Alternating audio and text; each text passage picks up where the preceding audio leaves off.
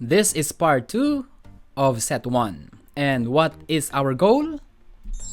Yup, to top the board exam.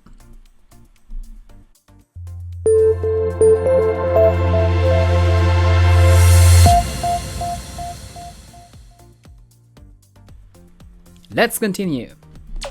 Number 26. Which situation below demonstrates a good strategy for self-development? A. Rommel compares himself with others and resolves to imitate their ways of doing things. At the end of the day, Susan examines the good points and the bad points her interaction with her teachers and friends. Richie highlights her talents in values and resents her teacher's feedback about her reading comprehension. And option D, Bernard believes that he knows himself better than his friends do, so he does not really mind whatever they say about him. What's your answer, teacher? Self-development strategy. So let's look at some keywords. In option A, imitate their ways of doing things. What things? Good or bad? So no mention if the things Rommel imitates are good or bad. It can be implied that all things, regardless if they are good or bad. In option B, examines. Susan examines the good and bad points. It's like examination of conscience. In option C, resent. Richie resents feedback. Sumasama ang loob ni Richie kapag nagbibigay si teacher ng feedback tungkol sa kanyang reading comprehension.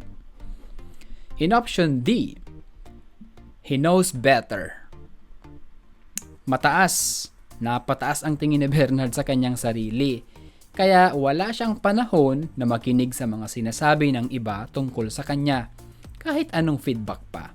So, ang magandang strategy dito for self-development ay option. That's very good, teacher. Good job. It's option B. Alright? That's the answer na pinakamabait. Number 27. Enhancing a positive self-concept is one big step for self-development. Which of the following is a healthy self-concept? A. Picture oneself a bit above one's peers. B. Regarding oneself as the best person.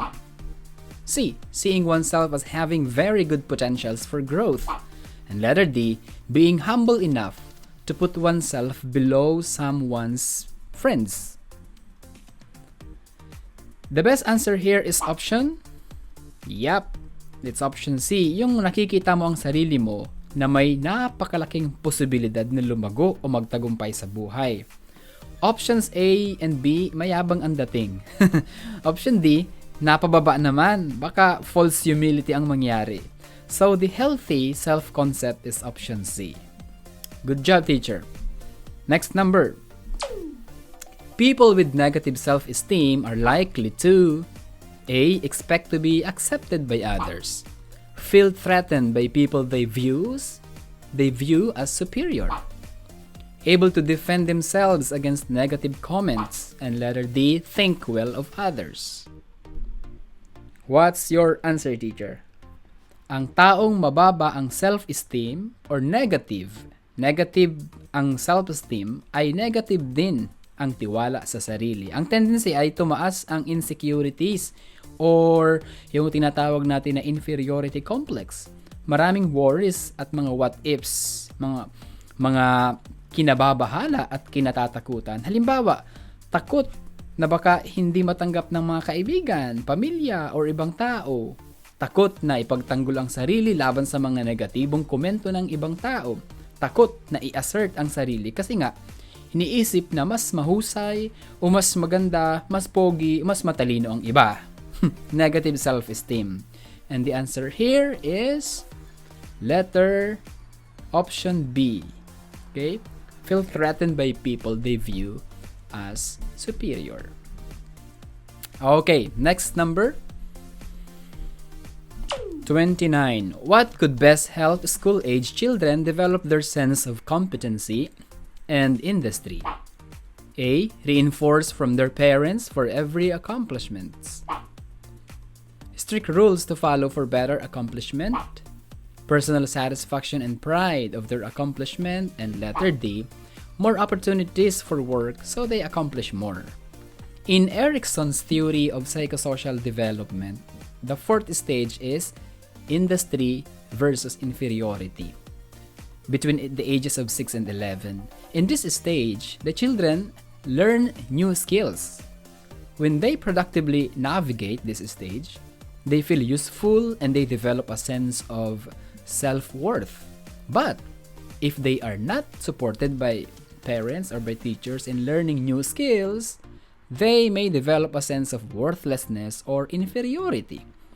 Industry refers to hard work, kaya pag industrious ka, masipag ka, di ba? In this stage, industry means working hard to develop or master the skills. In order for a child to be industrious, they need to feel that they are capable and competent. And parents or teachers should provide opportunities to develop new skills. Otherwise, they may end up feeling inadequate or inferior. So, the first step is, that's right, to provide more opportunities so they can accomplish more. And then, we give constant commendation or positive affirmations or reinforcement so that they may have personal satisfaction of their accomplishment. The answer here is option D. Next number. Which of the following statement is the most effective means of acquiring moral values? By listening to significant others for their moral values. By reading literature in moral development. By following the advices given by the significant other. And letter D, by examining what he or she caught and by reflecting on what he or she learned. What's your answer, teacher? The best answer here is yeah, it's option D. Option A and B are merely in the receiving level. Don't forget, in the affective domain, we have the re-revoke. That's our mnemonic. Re-revoke, receiving, responding, valuing, organizing, and characterization. Re-revoke. Memorize that. So A and B are merely in the receiving level. Option C is in the responding. And option D is in the organization level. Receiving. So let me give you some verbs for receiving. To accept, to listen, to differentiate, to respond to. That's in the receiving level. Responding, some verbs are to follow, to comply with, to volunteer, to commend, to acclaim, to spend, or to spend leisure time, and something like that. Valuing, to debate, to support, to subsidize, to increase measured proficiency in something. And then in the organization level, to discuss, to theorize, to formulate, to balance, to examine, to reflect. And in characterization level, to revise, to require, to be rated high in value of, to avoid, to resist, to manage, to resolve, to practice, to manifest, etc. Okay, so in item number 30, the answer is option D. Good job. Next number. What is implied by this? Values education is expected to be integrated in all learning areas. A. Only trained teachers should integrate values in their lessons. Values integrated should be incidental. Every teacher is a values education teacher, and option D, teachers should teach values every day and in every lesson. The answer here is right. It's option D. Option C is a good statement. It is true that every teacher is a values education teacher. Yes, all teachers are values education teachers, and so what? Did it say anything about values integration? No, it didn't. Option D is the clear answer here. Okay, number 32. Which of the following illustrates the connectivity of intrapersonal and interpersonal nature of the person? A. Effective relationship skills with others lead one to achieve peace in the world. International understanding demands deep sense of solidarity and subsidiarity among poor and rich countries. Personal integrity and self-discipline are important virtues in responding to the demands of social justice. And option D, psychosynthesis or personal conflict management is essential for self-change. So what's your answer, teacher? To find the answer, let's find a parallel of intrapersonal and interpersonal in the options. In option A, relationship skills with others. Relationship skills with others. This is interpersonal. And then peace in the world. This is also interpersonal. Okay. Letter B, solidarity, subsidiarity. Solidarity and subsidiarity they are both interpersonal. And option D, personal conflict management and self-change, they are purely intrapersonal. So only option C has the parallels of inter and intra, interpersonal and intrapersonal, interpersonal and intrapersonal. So option C is the correct answer in here. Okay, so number 32, the answer is option C. Next number 33. In which of the following classroom conditions can justice be highly operational? A. Ensuring that all homeworks are truly done by the students and not by their parents. B. Avoiding favoritism and giving special concessions. Implementing honesty during examinations. And letter D. Giving equal opportunities to all students to get involved in any activity based on one's capabilities. And what's your answer, teacher? The answer na pinakamabait pakinggan ay absolutely, it's option D. That's very good, teacher. Good job. Hanapin ang pinakamabait. Number 34. How does one acquire and continuously develop his or her moral values? A. By imitating the moral behavior of adults. By listening to people with high moral standards. By reading books and literature on building a strong moral character. And letter D, by interacting with various sources of values. What's your answer, teacher? Option A is not always safe. Yeah, because some moral behaviors of adults are complicated or sometimes scandalous. If we imitate them, it's not always safe. And option B, although it's in the receiving level, this can help acquire and continuously develop our moral values. It can help us. In option C, yes, same in option B, it can help us even it's in the receiving level, so receiving. And option D, interacting is between receiving and responding, and the fact that it's an interaction with various sources of values, it gives us an idea that those might not be a good source to develop our moral values, especially the objective universal values. So the option here that is the correct answer, so between B and C, we choose option C. Number 35. John is 15, teenager, has severe learning difficulties and has been in trouble with the law for disorderly conduct and truancy from a school. Absenteeism, truancy. John is trying to fit in with a particular peer group, trying to be a leader for his peers, taking on a negative identity role, and having difficulty adjusting to late adolescence expectations. What's your answer, teacher? Truancy is absenteeism, as I have said, and John is a teenager. In Erickson's theory, this is under identity versus role confusion. In this stage, teenagers are searching for a sense of self and personal identity by exploring intensely, sometimes violently, their personal values, beliefs, and goals. In John's case, he is taking a negative identity role. So, the answer here is option C. You got it? That's very good. Good job! And next number. Which of the following describes parents who elicit compliance from their youngsters and deflect defiance from them? A. Assertive of their power on forms of threats and criticism. Permissive parents. Approachable and democratic in guiding their children's behavior. Authoritarian parents. And the answer here is right. It's option D.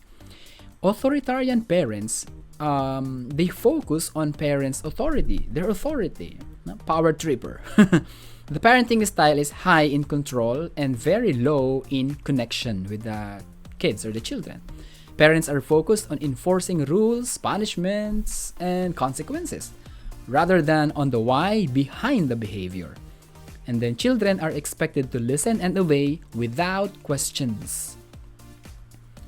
Authoritative, on the other hand, focuses on connection building and setting limits or restrictions in a warm and encouraging environment. So parents in authoritative parenting, they set boundaries for their children, but in a loving way, with realistic expectations and age-appropriate tools and consequences. So the answer here is option D. Authoritarian parents. 37. How are service in the home and relationship to authority explained? Parents deserve to be obeyed and served. Obedience is inherent, thus is service for the parents. Obedience is free and is responsibility for the parents. And letter D, authority equates with obedience of children. What's your answer, teacher? And the best answer here is option? That's good. It's option C. Obedience should be out of freedom, and because the parents stand as the authority in the home, it is part of children's responsibility. Number 38. Mrs. San Juan, a grade school teacher, is in dire need of money to pay for the operation of her child. She has exhausted all possible means to get the money that she needs. A parent whose child is in the honor roll offers help. What is the best thing for a teacher who is in due need of money for his or her child's operation to do when offered? A. Accept the offer and try to be objective enough in rating of the child. B. Refuse the offer and explain to the parents nicely that you are not supposed to receive favors from parents. C.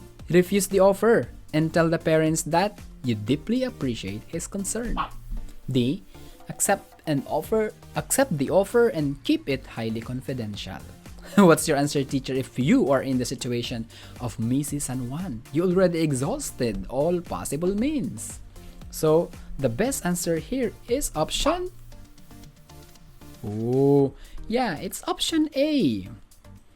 The option B is juicy ka pa ba? Exhausted na lahat ng possible means. Besides, hindi naman nabanggit na favor ang pera. Diba? And option C, another hypocritical answer. Refuse the offer and tell the parents that you deeply appreciate his concern. And then, option D, it sounds fishy but, also possible answer. So option A is the best answer with an statement that she must try to be objective enough in rating the child. So the answer here is option A. Next number. What is implied by this? The family is the seedbed for values development. The members of the family act together to shape the values of the children. It is the parents who project the kind of character their children will become. That state empowers the parents to educate their children. And letter D, all values are learned first in the family. What is your answer, teacher? Seedbed. Kamang taniman. Ito yung punlaan if if you grew up in a public school, we used to do this. Yun, kamang taniman.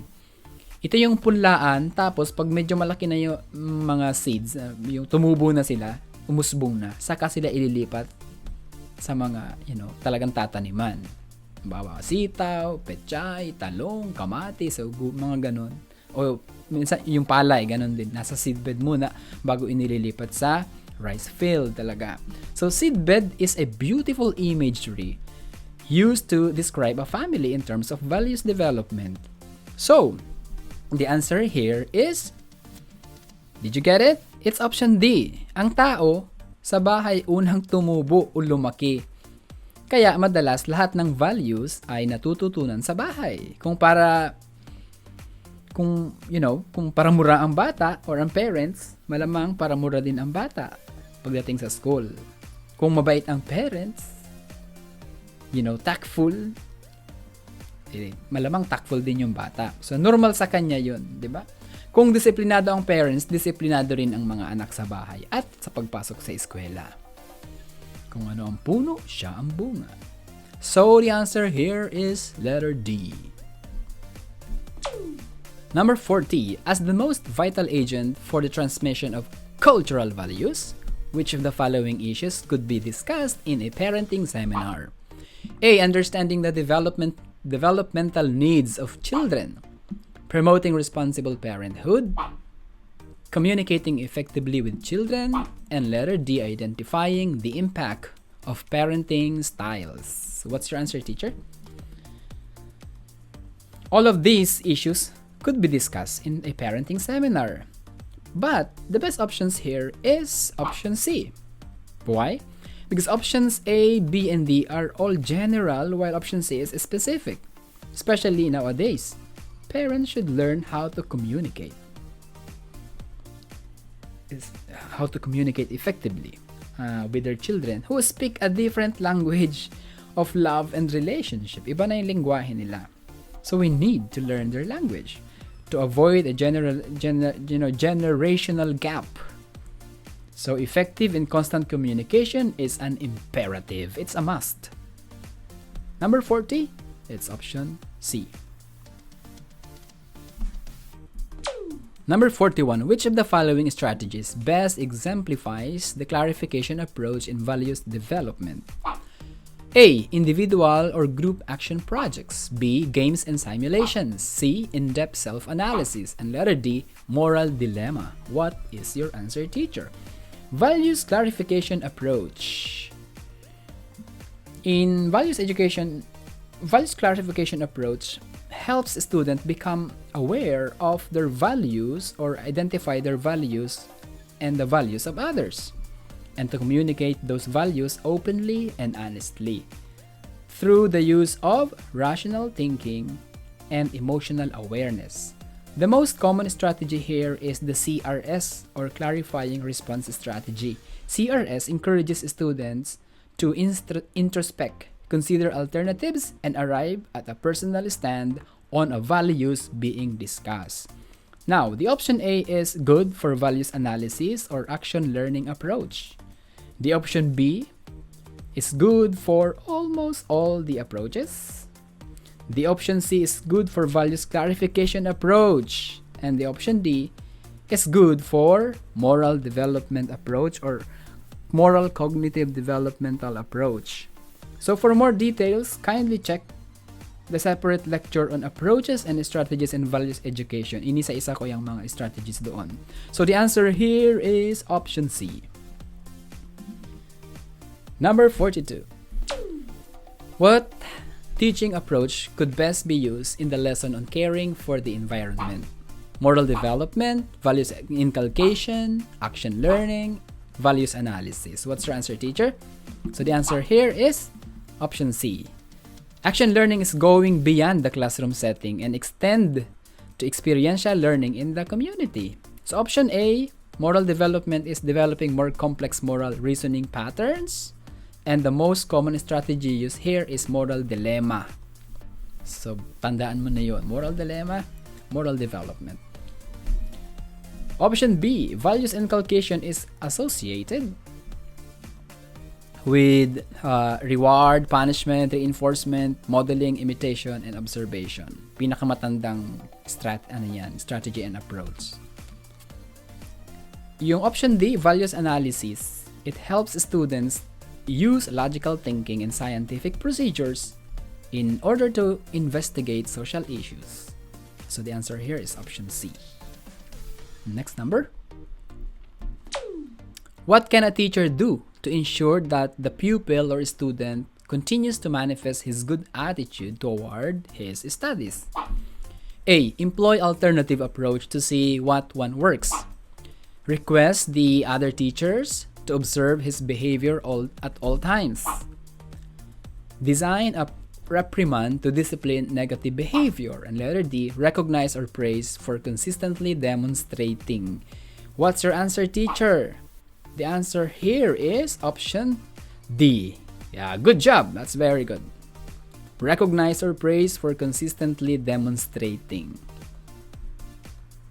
Number 44. What could be the best strategy to maintain your intellectual integrity in situation when a teacher cannot answer a student's question? A. Reprimand the student for not studying his or her lesson. Acknowledge the question and admit you do not know the answer and promise you will answer the question next meeting. C.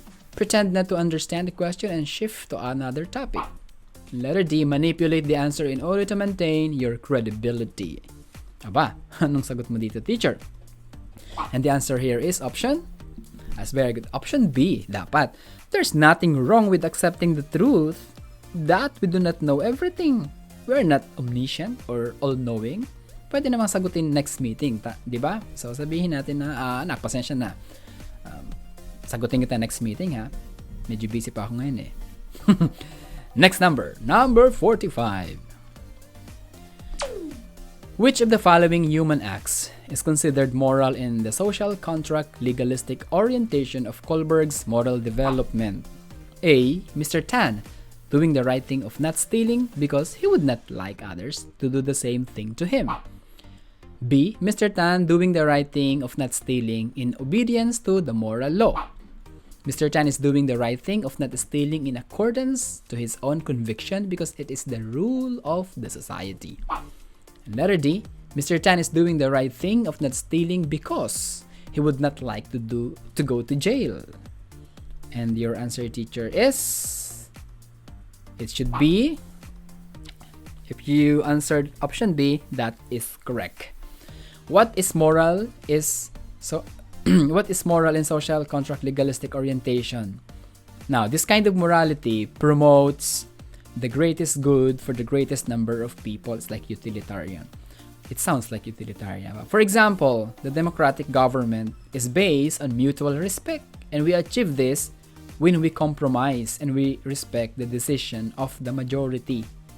So kahit ayaw natin ng nanalong presidente, pero yun ang ibinuto ng karamihan, wala tayong magagawa. Okay? Pero na lang kung dinaya, ibang usapan yon. Now, more on respect of the law yun. Okay? Option A is an instrumental relativist, quid pro quo morality. Have you heard that before? Quid pro quo. We do something or give something to get something in return. You remember the line, you scratch my back and I'll scratch yours? So, quid pro quo is like, what's in it for me? Anong mapapala ko dyan? Okay? So, option B, that sounds like social contract. Option C is law and order orientation. Mr. Tan doesn't like to steal to maintain a functioning society. And option D is pre-conventional, obedience versus punishment. Okay? Reward and punishment. Answer is option B. Next. Number 46. Which of the following roles of teachers is using the ACES approach of learning? Value clarification, facilitator of values learning, co-planner of student experiences, or value director? Director. What's your answer, teacher? ACES, or affective cognitive experience for self-integration, is an approach in teaching values education which was developed by PNU, Philippine Normal University.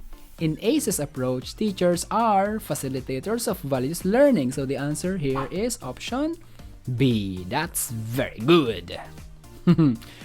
Yeah, number 47. Bring it on. Giving punishment to students who do not submit requirements on time uses what approach in teaching the value of discipline and obedience? A. Values integration. Moral development, action learning, value inculcation. Punishment. Ano yan? Pinaparusahan. The answer here is, that's very good. It's option D. Nung pag binato ka ng teacher ng eraser nung elementary pa ikaw, which I experienced, kikwentuhan kami sa likod ng mga kaibigan ko. Siguro grade 1 ata ako. Grade 1 ako noon. Sintado si teacher. Sapul ako ng eraser sa ulo. Namuti ang aking buhok dahil sa chalk. At nang ibinigay ko ang eraser kay teacher, piningot pa ako sa tenga. So, simula noon ay hindi na ako nakikipagkwentuhan dahil takot na akong mabato ulit. Si teacher kasi ay asintado. So, yun ay values inculcation approach. Effective kasi hindi na ako ulit nakipagkwentuhan. Natakot na ako eh. So, giving punishment to students. Values inculcation, the oldest approach in teaching values. Diba? Pero I think, minimize na yun ngayon kasi baka mabantay bata 163 na tayo pagka gano'n. Ingat na lang. 47 is letter D. 48. What can a person who has reached the highest level of morality through the moral development approach do? Do the right thing out of expectations for some rewards. Do the right thing in accordance to the dictates of his or her conscience. Do the right thing to avoid punishment. Do the right thing in conformity to the rules of law. Rules of laws. And the answer here is letter. Yeah.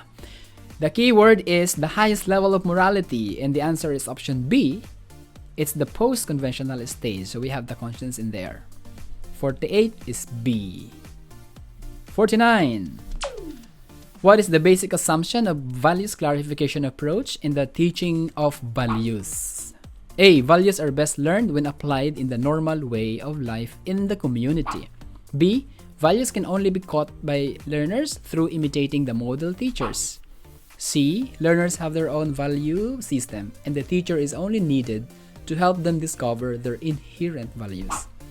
And letter D. Learners can make sound value choices if provided with discussion using more complex moral reasoning. What's your answer, teacher? Yep. If you answered option C, you got it, man. Good job. The option A is an assumption of action learning approach. The option B is one of the assumptions under values inculcation. And option C is an assumption under values clarification approach. And option D is an assumption under moral development. You got it? Oh my goodness. You are awesome. Last number in this part. A student who is in the choosing level of being truthful manifests truthfulness in his or her behavior, feels proud responding to situations concerning truth, accepts the intrinsic value of truthfulness, chooses to be truthful if given no other choice. The valuing process has 3 stages: choosing, pricing, and acting. We are looking for an answer under choosing level. Option A is acting, option B is pricing, option C is also pricing. So option D is choosing. So it's the only one under choosing, even if alternatives were not given. So for those who watch the drills in teaching approaches and strategies in Values Ed, I mentioned there that the answer was accept the intrinsic value of being fair and honest. Sorry, my bad. The answer there is option D. Okay, thank you. So number 50, the answer here is option D. Wonderful! You made it, man. So that is part 2. See you in the next video.